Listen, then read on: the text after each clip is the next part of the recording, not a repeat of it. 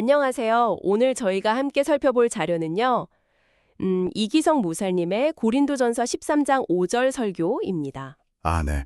사랑은 악한 것을 생각하지 아니하며. 네, 맞아요. 그 구절이죠. 우리가 보통 생각하는 사랑이랑 또 성경에서 말하는 사랑, 특히 그 용서 개념이 어떻게 다른지 좀 깊이 파고들어 보려고 합니다. 네. 아주 흥미로운 주제 같아요. 네, 그래서 이 시간을 통해서 사랑과 용서에 대해 좀 새로운 시각을 얻을 수 있지 않을까 기대야 합니다. 바로 시작해 볼까요? 좋습니다. 이 설교가 먼저 짚는 부분이 인간적인 사랑이 왜 관계 속에서 갈등을 일으키는가 하는 점이에요. 뭐랄까, 이혼율이 높은 것도 그렇고요. 사랑의 중심에 나를 두기 때문이라고 하셨죠. 그렇죠. 나한테는 관대하고 남한테는 엄격하고 그런 이중적인 모습이요. C.S. 루이스도 얘기했듯이 자기 안에 비겁함이나 탐욕이 있는 걸 알면서도 자기는 계속 사랑하잖아요. 네네. 그런 모순점을 지적하면서 이게 성경에서 말하는 내 이웃을 내 몸같이 사랑하라는 가르침과 어떻게 다른지 여기서부터 이야기가 시작됩니다. 그렇군요. 설교에서 가장 핵심이 되는 구절, 사랑은 악한 것을 생각하지 않는다. 이게 그냥 나쁜 생각하지 마라. 이런 뜻은 아니라고 강조하시던데요. 맞아요. 그게 되게 중요한 포인트인데 레위기 19장 말씀 원수를 갚지 말고 동포를 원망하지 말라는 구절이랑 연결해서 설명하시더라고요. 아, 원망하지 말라. 네. 그러니까 단순히 수동적으로 나쁜 생각을 안 하는 차원이 아니라 훨씬 더 적극적인 태도를 말하는 거죠. 원한을 품지 않고 다른 사람 잘못을 좀 덮어주고 좋은 면을 보려고 애쓰는 거예요. 덮어주고 좋은 면을 본다. 네. 심지어 헬라어 원어를 보면 악을 기록하지 않는다. 약간 이런 뉘앙스래요. 장부에 빚 기록하듯이 남의 잘못을 마음에 적어두지 않는다는 거죠. 와, 기록하지 않는다는 비유가 확 와닿네요. 그렇죠. 영어 번역본들도 보면 불의를 기억하지 않는다거나 원한을 품지 않는다 이렇게 되어 있고요. 조나단 에드워즈 같은 분은 이걸 악평하지 않는다. 그러니까 남의 잘못을 굳이 찾아내서 비판하지 않는 거라고 해석하기도 했대요. 결국 이 모든 설명에 가리키는 게 뭘까요? 결국은 용서죠, 용서. 아, 용서. 그렇군요. 하나님께서 우리 죄를 기억하거나 기록하지 않으시는 것처럼 우리도 다른 사람의 죄를 그렇게 대해야 한다. 이런 말씀이시군요. 이게 그리스도인의 삶의 증거라고도 하고요. 맞습니다. 그래서 마태복음 6장 말씀도 나오잖아요. 너희가 사람의 잘못을 용서하면 하늘 아버지께서도 너희 잘못을 용서하신다.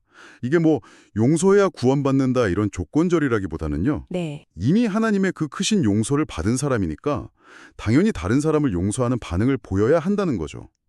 약간 네가 받은 용서에 비하면 이게 뭐하고 용서 못하냐 이런 느낌인 거죠. 아, 네. 여기서 심리학에서 말하는 용서랑 성경적 용서의 차이가 좀 보이는 것 같아요.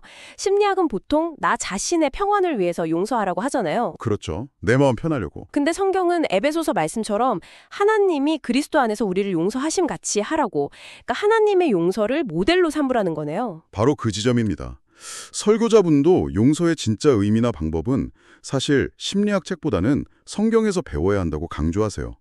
물론 심리학적 접근이 도움이 될 때도 있겠지만 근본적인 모델은 하나님의 용서라는 거죠. 네. 그래서 그 하나님의 용서 방식을 4가지로 나눠서 설명해 주십니다. 4가지요. 아, 첫 번째가 은혜로운 용서였죠. 네, 맞아요. 우리가 진 빈문서, 그러니까 죄의 기록을 하나님이 그냥 지워버리셨다. 골로새서 말씀처럼요.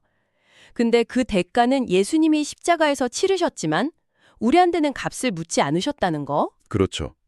우리도 용서할 때 상대방에게 무슨 대가나 보상을 요구하지 말고 그냥 은혜로 용서해야 한다는 거죠.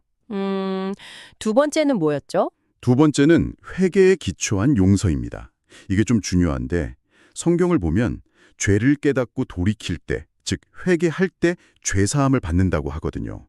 사도행전 말씀처럼요. 아, 무조건적인 용서는 아니라는 거군요. 네, 무조건 덮어주기만 하는 게 아니라 상대방이 자기 잘못을 좀 깨닫도록 도와주고 필요하면 기도도 해주고 그러다가 진심으로 뉘우치면 그때 용서하는 거죠.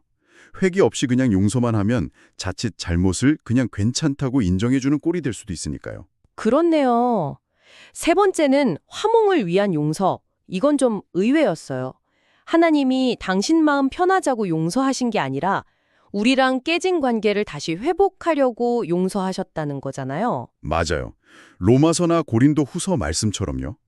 이게 핵심인데 용서의 목표가 단순히 내 속 시원해지는 걸 넘어서 관계의 회복, 즉 화목에 있어야 한다는 겁니다. 물론 그 관계가 예전이랑 똑같을 순 없겠지만 현재 상황에서 할 수 있는 최선의 화목을 지향해야 한다. 뭐 이런 의미일까요? 정확합니다. 관계 회복이 궁극적인 목표라는 거죠. 자, 그리고 마지막 네 번째는요. 용서가 모든 결과를 다 없애는 건 아니다라는 점이에요. 아, 다윗 왕의 예를 드셨죠? 네. 하나님이 다윗을 용서하셨지만 그 죄로 인한 어떤 결과들은 남겨두셨다는 거예요. 그걸 통해서 죄의 영향력이나 심각성을 깨닫고 성장하게 하시려는 의도도 있다는 거죠. 뭐랄까, 칼에 베인 상처가 아물어도 흉터는 남아서 다음엔 조심하게 되는 것처럼요. 아, 그렇군요. 듣고 보니 그런데 그래도 역시 용서는 너무 어려운 것 같아요. 어렵죠. 정말 어렵죠. 그래서 조시 목사님의 두 가지 질문을 묵상해 보면 도움이 된다고 하셨는데 첫째가 이거였죠. 예수님이 나한테 상처 준 바로 그 사람의 죄 때문에도 십자가에서 고통받으셨다면 내가 뭐라고 그 사람을 용서하지 못하겠는가. 네. 그리고 두 번째 질문은 이거예요. 만약 그 사람이 끝까지 회개하지 않아서 영원한 벌을 받을 운명이라면 내가 어떻게 그 사람을 불쌍히 여기지 않을 수 있겠는가? 아, 이 두 질문이 당장 막 용서하는 마음이 생기게 하진 않더라도 최소한 상대방을 향한 어떤 긍휼함, 불쌍히 여기는 마음을 갖게 하는 데는 도움이 된다는 거죠. 그러네요. 마지막으로 우리 자신도 완벽하지 않고 누군가에게 상처를 줄 수 있는 존재라는 걸 돌아봐야 한다는 메시지도 있었고요. 네, 맞습니다. 우리 안에 있는 그 자기 중심성을 좀 깨닫고 이웃을 내 몸같이 사랑하라는 말씀을 실천하려고 노력하고 또 때로는 내가 먼저 용서를 구해야 할 때도 있다는 걸 기억해야 한다는 이야기로 마무리가 됩니다. 오늘 이 설교를 통해서 사랑은 악한 것을 생각하지 않는다는 게 단순히 그냥 부정적인 감정을 억누르는 게 아니라 하나님의 용서를 본받아서 상대방의 잘못을 마음에 기록해두지 않고 적극적으로 관계 회복을 향해 나아가는 행동이라는 걸 배웠네요.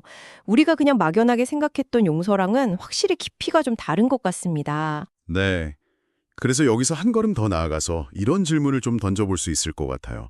만약 용서의 최종 목표가 단순히 내 마음의 평화를 넘어서 깨어진 관계를 현재 상황에서 가능한 최선으로 새롭게 화목시키는 것이라면 당신의 삶에서 아직 해결되지 않은 어떤 갈등이나 과거의 상처를 다루는 방식에 어떤 변화를 가져올 수 있을까요? 특히 아까 말했던 기록을 지운다는 이 개념이 당신에게는 개인적으로 어떤 의미로 다가오는지 한번 깊이 생각해 보시는 것도 좋겠습니다.